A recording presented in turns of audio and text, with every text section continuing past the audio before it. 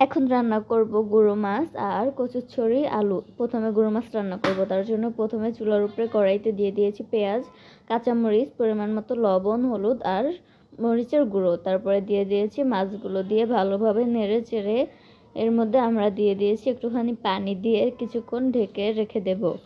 আর কিছুক্ষণ পরে সে ঢাকনাটা তুলে আমরা এটাকে নেড়ে চেড়ে যখন দেখবো এটা শুকনো শুকনো হয়ে গেছে, নামিয়ে ফেলবো। আর এখন আমরা রান্না করব কচুরছড়ি আর আলু। তার জন্য প্রথমে চুলার উপরে পাতিল বসিয়ে দিয়ে দিয়েছি আমরা পেঁয়াজ, রসুন আর কাঁচামরিচ, দিয়ে দিয়েছি পরিমাণ মতো হলুদের গুঁড়ো, মরিচের গুঁড়ো আর লবণ। এরপরে এটাকে ভালোভাবে কষিয়ে নেব। কষানো হয়ে গেলে দিয়ে দেব কচুরছড়ি আর আলু, দিয়ে এটাকেও একটু পানি দিয়ে কিছুক্ষণ ঢেকে কষাবো ভালোভাবে। আর কষানো হয়ে গেলে দিয়ে দেব উপরে একটু ধনিয়া পাতা, দিয়ে এটাকে ভালোভাবে নাড়াচাড়া করব। নাড়াচাড়া করে এটাকে আবার আমরা ঢেকে রেখে দেবো। কিছুক্ষণ পরে এসে ঢাকনা উঠিয়ে এটা মাখা মাখা হয়ে গেলে নামিয়ে ফেলবো আমরা।